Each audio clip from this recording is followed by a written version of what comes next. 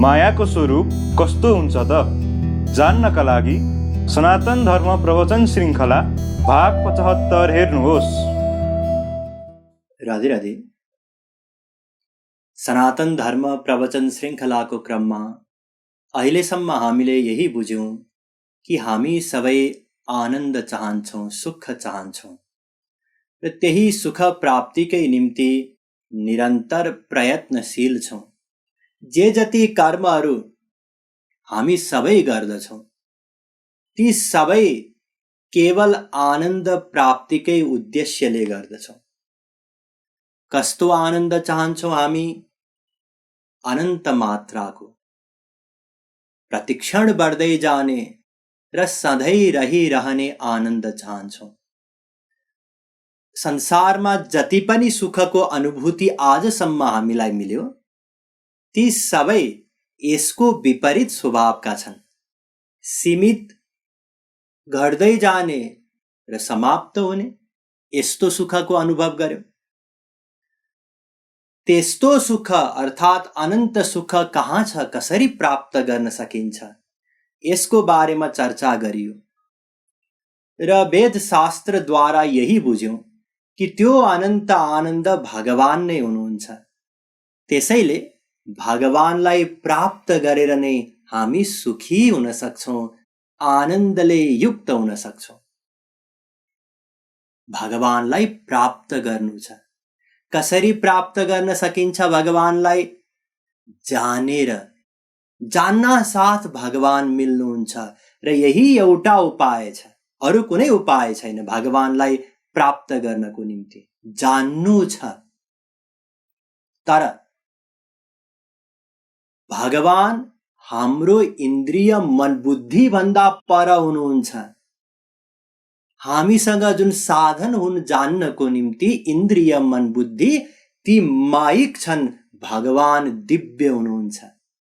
त्यसैले हामी माइक इन्द्रिय मन बुद्धि द्वारा दिव्य भगवानलाई जान्न सक्दैनौं। फेरि हाम्रो काम त बनेन। कसरी काम बन्छ त यदि भगवानलाई जान्नै सकेनौं भने? एउटा उपाय पत्ता लगायौं वेद शास्त्रद्वारा कि जसमाथि भगवानले कृपा गर्नुहुन्छ त्यही सौभाग्यशाली जीवले भगवानलाई जान्न सक्छ। यसको मतलब भगवत कृपाद्वारा। त्यो भगवत कृपा कसरी मिल्न सक्छ? को माथि भगवानले कृपा गर्नुहुन्छ? वेद शास्त्रद्वारा नै बुझ्यौं कि शरणागत जीव माथि भगवानले कृपा गर्नुहुन्छ। भगवानको एउटा शर्त छ भगवत कृपाको निम्ति, त्यो शर्तको नाम हो शरणागति। त्यसैले सर्वप्रथम भगवानको शरणमा जानु छ अनि भगवानले कृपा गरेर आफ्नो ज्ञान दिनुहुन्छ, दिव्य इन्द्रिय मन बुद्धि दिनुहुन्छ अनि हामी भगवानलाई जान्न सक्छौं, प्राप्त गर्न सक्छौं र सधैँका लागि सुखी हुन सक्छौं। शरणागतिको अभिप्राय के हो? केही नगर्ने अवस्थामा पुग्नु। जसरी भर्खरै जन्मेको बालकले केही गर्दैन आमाको शरणागत हुन्छ, त्यसै गरी हामीलाई पनि केही नगर्ने अवस्थामा पुग्नु छ र शरणागति मनले गर्नु छ। तर मन त यस्तो मसिन हो जसले केही नगरी एक क्षण पनि रहन सक्दैन। हामी त्यस्तो मसिनद्वारा केही नगर्ने अवस्थामा कसरी पुग्न सक्छौं? शास्त्रद्वारा बुझ्यौं कि भगवानको स्मरणद्वारा। भगवानको निरन्तर स्मरण न त राम्रो कर्म हो न त नराम्रो कर्म हो। त्यसैले यदि निरन्तर भगवानको स्मरण हुन सक्यो भने हामी फेरि केही नगरेको अवस्थामा नै रहनेछौं। निरन्तर मन बुद्धि भगवानमा लगाउनु पर्यो। तर यस प्रकारले त संसारी हाम्रो काम चौपट हुन्छ। कसरी हामी निरन्तर मन भगवानमा लगाएर, बुद्धि भगवानमा लगाएर संसारी काम गर्न सक्छौं त? यसको पनि समाधान गरियो र जुन आसक्ति हो मनको, त्यो आसक्ति भगवानमा राखेर संसारमा मन बुद्धि दिँदा पनि हुन्छ, यो हामीले बुझ्यौं। किन? किनकि यो आसक्ति नै बन्धनकारी हो। त्यसैले आसक्तिको बारेमा बुझ्ने प्रयत्न गरियो र हामीले यही बुझ्यौं कि वर्तमान अवस्थामा हाम्रो मन संसारमा आसक्त छ। त्यसैले सर्वप्रथम संसारमा आसक्त मनलाई संसारबाट विरक्त गराउनु छ। विरक्ति या वैराग्य भन्नाले कहीं पनि राग पनि नहोस्, अनुकूल भावले मन नलागोस् र साथै द्वेष पनि नहोस्, प्रतिकूल भावले पनि मन नउल्झियोस् संसारमा, एवं राग र द्वेष नभएको अहंकार पनि नहोस्।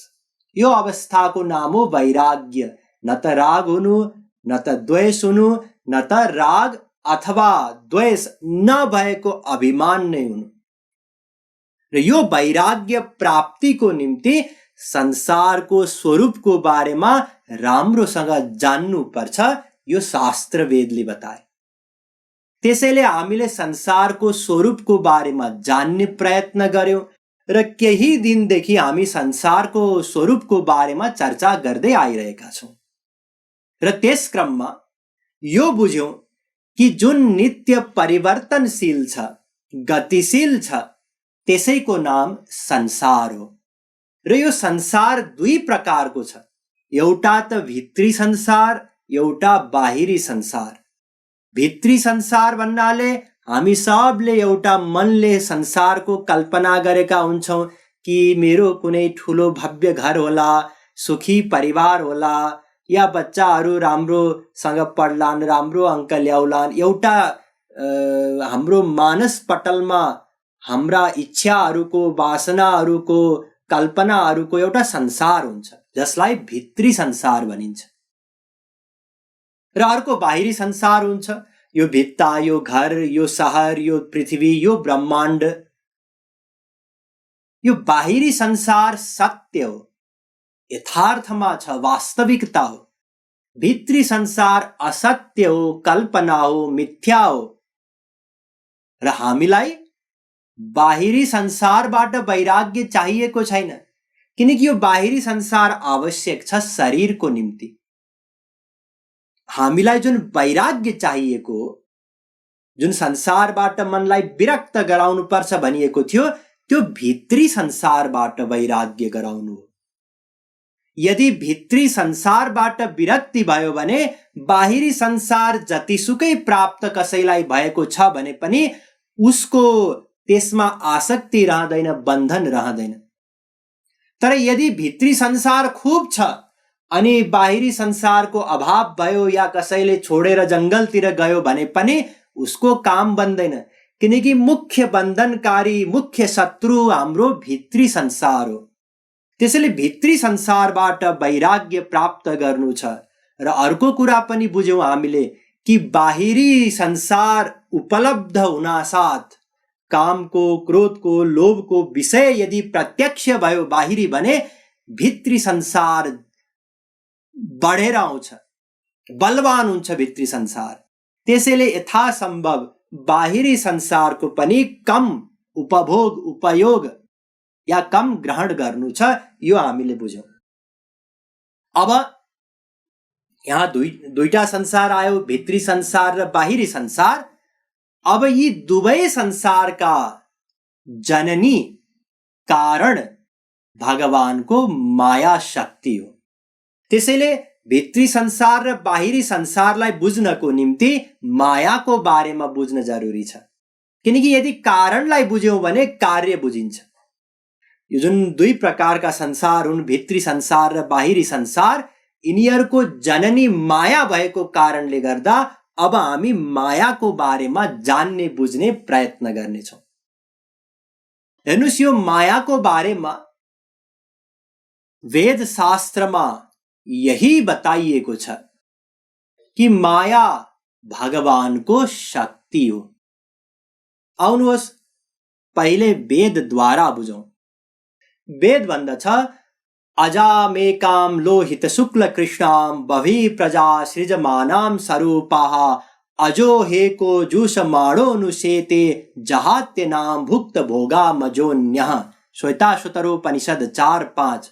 अर्थात भगवानको एउटा शक्ति हो, माया शक्ति, जुन अनादि शक्ति हो र लोहित शुक्ल कृष्णाम अर्थात तीनवटा गुणले युक्त छ माया शक्ति। यहाँहरूले सुन्नुभएकै छ, सत्वगुण, रजोगुण, तमोगुण, यी तीनवटा गुण हुन् माया शक्तिका, जसको बारेमा हामी पछि प्रसङ्ग आउँदा विस्तृत रूपमा चर्चा गर्नेछौँ। ती गुणहरूको प्रभाव कसरी पर्छ हामीमाथि। अहिले यही बुझौं कि माया भगवानको शक्ति हो। वेदले बताएको छ, संयुक्तमेतत् क्षरमक्षरं च व्यक्ताव्यक्तं भरते विश्वमीशः अनिशश्चात्मा बध्यते भोक्तृभावात् ज्ञात्वा देवं मुच्यते सर्वपाशैः। श्वेताशतरोपनिषद 1:8 अर्थात तीनवटा तत्व छन्। के एउटा भगवान, एउटा क्षर भन्नाले नाशवान यो जगत, र अक्षर भन्नाले अविनाशी आत्मा। यो जुन क्षर जगत हो, क्षर जगतको बारेमा वेद भन्दछ, क्षरम प्रधानम अमृताक्षरम हरः क्षरात्माना विशते देव एकः तस्याभिध्यानाद् योजनात् तत्त्वभावाद् भूयश्चान्ते विश्वमाया निवृत्तिः। श्वेताशतरोपनिषद 1:10 अर्थात यो जुन क्षर तत्व हो, नाशवान जगत, यो माया हो, प्रकृति हो, र अक्षर जुन हो त्यो आत्मा हो, पुरुष, र यी दुवैको शासक भगवान हुनुहुन्छ।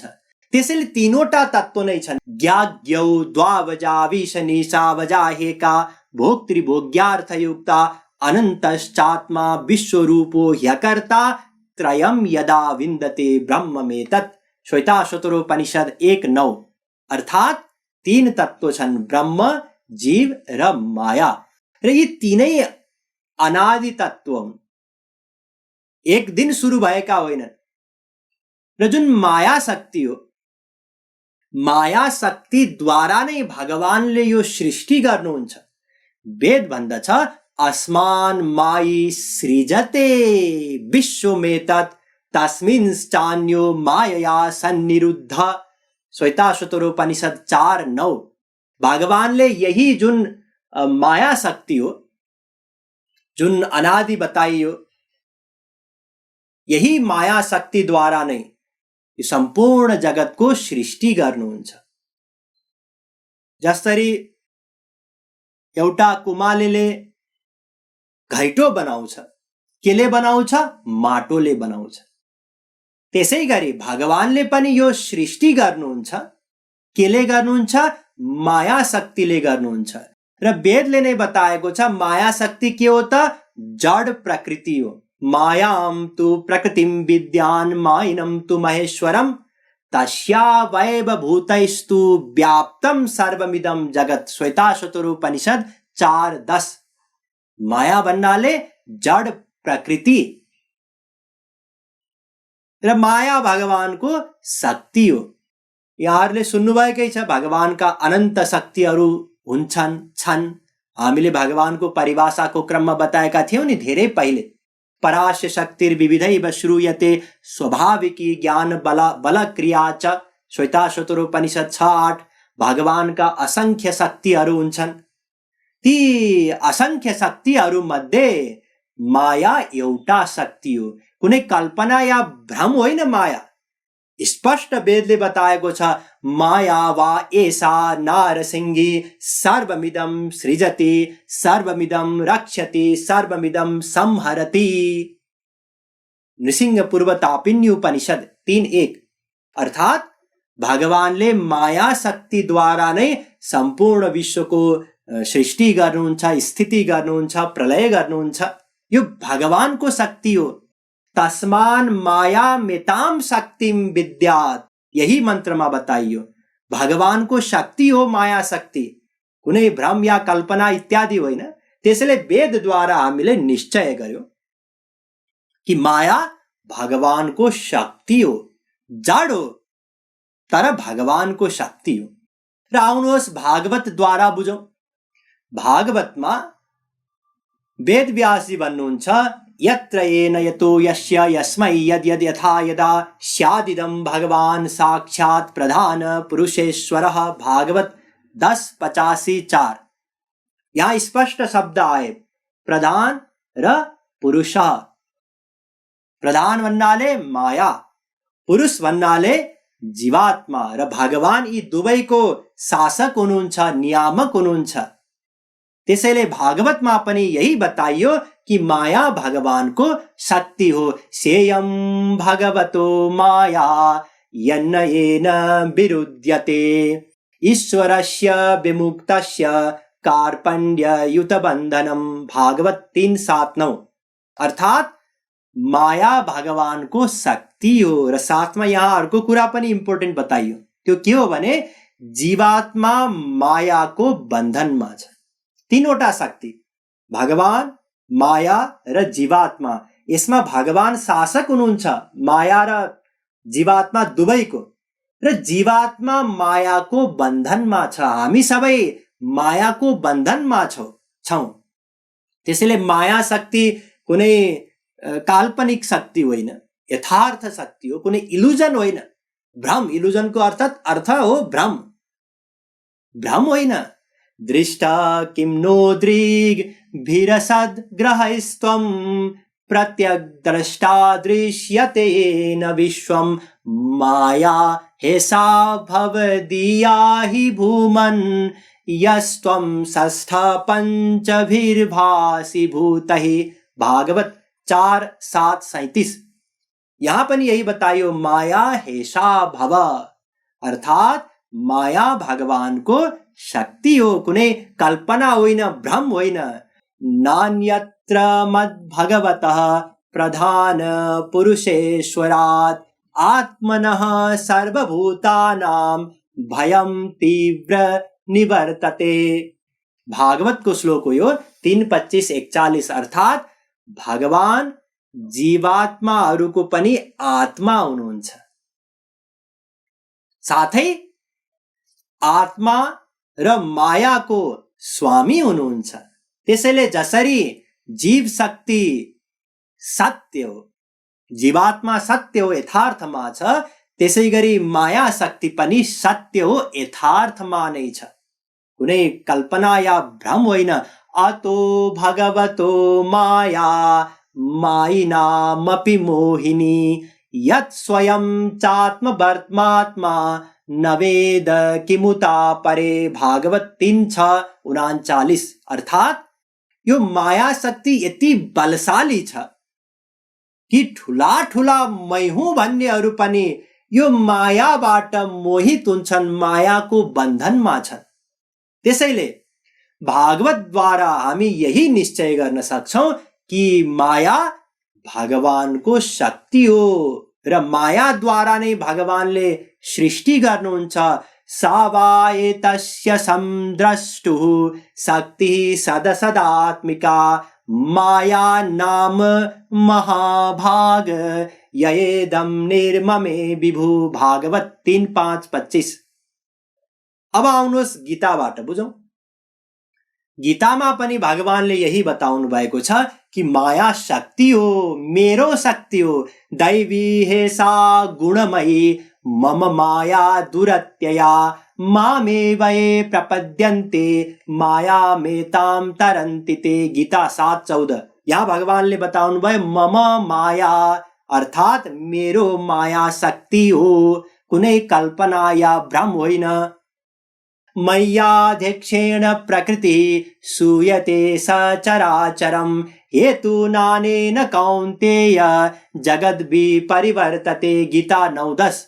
माया द्वारा भगवानले सृष्टि गर्नुहुन्छ र यो माया शक्ति अनादि शक्ति हो, अज हो, भगवानको शक्ति हो। भगवानको शक्ति पाएर नै माया शक्तिले कार्य गर्दछ। जड हो तर यति बलशाली छ भगवानको शक्ति पाएर कि ठुला ठुला ज्ञानीहरू पनि पार पाउन सक्दैनन्। र अन्य सन्तहरूले पनि बताउनु भएको छ शक्तित्वान्नानृतं वेद्यम। शाण्डिल्यजीले बताउनु भयो शाण्डिल्य भक्ति सूत्रको 42औं सूत्रमा। अर्थात माया भगवानको शक्ति हो। सो दासी रघुबीर की समुझे मिथ्या सोपी। ज्ञानीहरू मिथ्या हो भनिरहन्, तर यो भगवानको दासी हो, शक्ति हो, कसैले पार पाउन सक्दैन मायाबाट आफ्नो सामर्थ्यले। त्यसैले निष्कर्ष के हो भने माया भगवानको शक्ति हो। त्यसैगरी आज हो, अनादि हो। हामीले यसअघि जुन मन्त्रहरू बताएका थियौं त्यसमै बताइएको छ, अजामेकाम लोहित शुक्ल कृष्णाम श्वेताश्वतरोपनिषद 4-5। एक दिन बनेको होइन माया, तथापि मुह्यन्ति तावाज मायया सुविस्मितं कृत्यमजं नतोस्मितं। भागवत 5:18-4। आज हो माया, एक दिन प्रारम्भ भएको होइन। ज्ञाज्ञौ द्वावजा विस निशा वजा एका श्वेताश्वतरोपनिषद 1:9। आज हो माया, प्रकृतिं पुरुषं चैव विद्यनादि अनादि उभावपि। गीता को श्लोक हो 13-19। अर्थात अनादि हो माया, प्रकृति, एक दिन सुरु भएको होइन। जसरी जीव अनादि हो, माया पनि अनादि हो। र गीताकै सिद्धान्त अनुसार ना सतो विद्यते भावो ना भावो विद्यते सतः। अर्थात जुन सत्ता हो, जसको सत्ता छ एउटा, त्यसको अन्त्य हुन सक्दैन। त्यसैले मायाको पनि अन्त्य हुन सक्दैन, कुनै पनि सत्ताको अभाव हुन सक्दैन। त्यसैले अनादि हो, सधैँ रहिरहन्छ माया, नष्ट गर्न सक्नुहुन्न भगवानले पनि। माया भगवानको शक्ति हो 1 नम्बर, माया अनादि शक्ति हो 2 नम्बर, र 3 नम्बर माया जड़ शक्ति हो। माया है जड़ शक्ति पे ज्ञानी हूं पार न पाय। भक्ति शतक। हरि सुत कहाँ हरिदासी जड़ माया दुख देत। भक्ति शतक। माया जड़ शक्ति हो। त्यसैले जति पनि हामीले चर्चा गर्यौं वेदका मन्त्रद्वारा, भागवत गीता, सन्तहरूको वाणीद्वारा, यसबाट यही निष्कर्षमा हामी पुग्न सक्छौं कि माया पहिलो कुरा भगवानको शक्ति हो, दोस्रो कुरा अनादि हो, सधैँ रहिरहन्छ। हामी मायाबाट पार पाउन सक्छौं भगवानको शरणमा गएर, तर माया शक्ति सधैँ रहिरहन्छ। तेस्रो जड शक्ति हो, कुनै भ्रम या कल्पना होइन। ज्ञानीहरूले बताएको जस्तै यसको बारेमा विस्तृत रूपमा फेरि चर्चा गर्ने नै छौं। र यस्तो जुन माया शक्ति हो, भगवानको शक्ति, जड शक्ति, अनादि शक्ति, त्यस्तो मायाको 2 वटा स्वरूप हुन्छ। के हुन्? एउटा हो जीव माया, ध्यान दिनुस्, नाम याद गर्नुस्। एउटाको नाम हो जीव माया र अर्कोको नाम हो गुण माया। त्यसैले मायाको बारेमा जान्नको लागि, बुझ्नको लागि हामी यी दुवै मायाका स्वरूपहरूको बारेमा जान्ने छौं, तर आज होइन, भोलि। वृन्दावन बिहारी लाल की जय।